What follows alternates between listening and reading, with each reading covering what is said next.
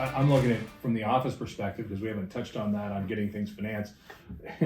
You know, if we find an office that we like, which we found a few around the country, usually in red states or purple states, but that's going to affect that debt as well. Absolutely. And it's going to really hammer the office sector, I think. Well, I mean, Ukrainian war coming out of the worst 2 years office has seen in quite some time, rising interest rates. I think offices also, and on top of that, office going through the what's the future of office? You know, are we going to be working from home forever? Office is going to have to rally around some new theory, some new prospect. I mean, you and I have talked about this a lot. People need office space. Companies need culture. Young people need to learn from old people. You can't do that on Zoom. You can't do that by telephone. So I think there's going to be a place for office, but I think right now office is going to reel for a little bit as it has in the Why do you think pandemic. so many 24-year-olds don't agree with that they need office? Because they're right. I mean, your 24-year-olds are always right. Well, I think if you have never had a career where you had to go in and turn on the lights in the morning to get your boss's attention and turn the lights off on your way out, you don't know that culture ever existed, right? You've not been around it. Our generation, we wanted to keep our job and get promoted. Yeah. That's how we work. I think today's generation, the younger generation, is used to being able to, right? We spoiled them. They're able to work from home and get their job done. They still getting their raises. They're getting their bonuses. So why would you ever want to go into the office?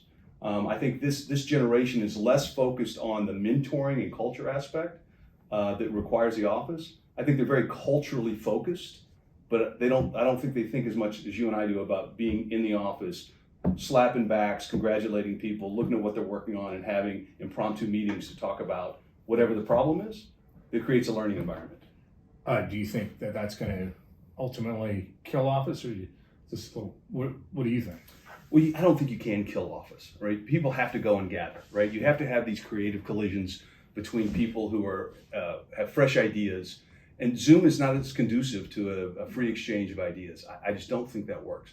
I also think people are sick of looking at each other on a camera with 8 other people and yelling at each other to unmute and those kind of things. Yeah. I think there's going to be a pushback to some conference calls with no video.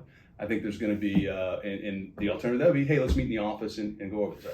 The people who have said very early in the pandemic that they were not going to have any office space ever again, those same people have 1 million square foot requirements out in the marketplace right now. Yeah, that's true. So Where I get coming frustrated back. too is when we're talking about who's not going to the office. It's a very small segment of our overall population. It's the most educated, the most well paid, but you know, the doctors and dentists have been going back since they're accountants. Right. You know, it's really just a small portion. And I think I really see us moving into an economy that has about a portion of it who says, I really don't need an office ever.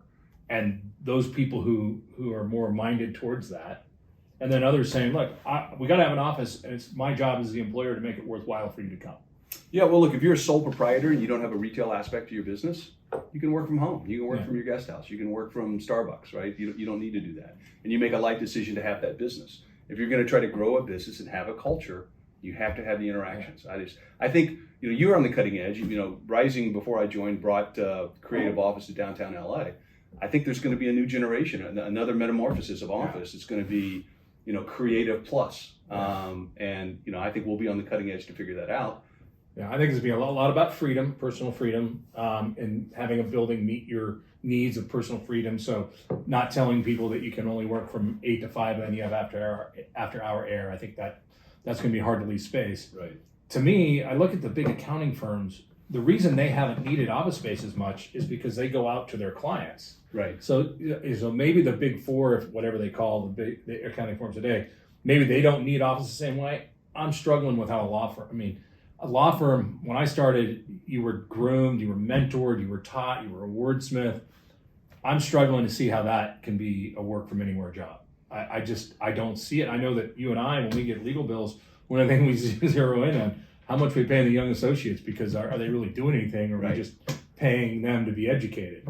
So, I mean, I find it real hard to believe that, and I think some of the investment banking firms, I don't know how you do big deals. I mean, I don't know how in acquisitions we can do it all. I mean, we travel a lot and we're on the road, but we think that once a week meeting is so important. Yeah, I would say a couple things. One, work from home is really, in my mind, work away from the office, because most people are not at home. Yeah. They took their ski trip and they worked Yeah. from the ski trip, or they went to their parents' house or wherever they did. It's work away from the office. Yeah.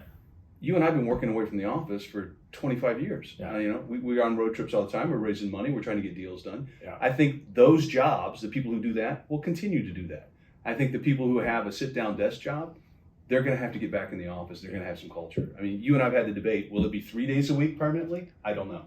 If you read anything about Goldman Sachs, they're pounding the table pretty hard saying it's going to be 5 days a week, right? But see, we have an investor who's a large parking company owner and operator, and they do a lot of airports. And he said they actually have the data that shows that when people used to leave on Friday afternoon and come home on Saturday night, like they'd leave at noon, flights noon and later on Friday and come home Sunday night, that's now become Thursday and Monday, because people are saying, I'm working from anywhere. I don't know how long that lasts for employers. I mean, I think I know we feel strongly that you got to start the week right. So, Mondays you should be in the office. However you want to spend the other days is really up to how you're interacting with the team. Yeah. But I think as we get away from the fear factor and we start looking at the world, I talked to a friend who is one of the heads at Cushman & Wakefield, and he said, it's only San Francisco and LA that we're having trouble getting people to come back to the office. Chicago, Texas, New York. He was complaining that if they don't pick a place to put their new headquarters in the next 12 months, there won't be space available, and their lease doesn't turn for 2 more years after that. So it does feel a little bit, all these people who are saying that office is dead and all that, it does feel a little disconnected. And we talked about this at our meeting today. I mean, the tours are starting to approach where we were pre-pandemic. The leasing is not there yet, but people are hiring brokers and they're out in the market. So, well, another side of this advantage is we've been talking about some of the disadvantages that we're fighting through. One of the advantages it's created, and we've taken advantage of this ourselves, is remote workers that are not in your metroplex. We've got analysts working for us now out of the LA office, but they reside in Houston and Nashville and India. Yeah. So that's allowed us to manage our income statement and balance sheet a little bit. It's created an interesting working environment. But one of the things you and I said we're absolutely going to do with those people is they have to be in the office not less than once a month for multiple days. So we're still trying to create that culture, that hands-on culture. But it's allowed us to really manage the payroll by using some of the resources that are out of state for both accounting, some acquisition analysts, asset management analysts, and other support. Yeah. So I think we've done a good job of that, and I think we've saved, in some cases 70% of the salary, in some cases maybe 40%. Yeah.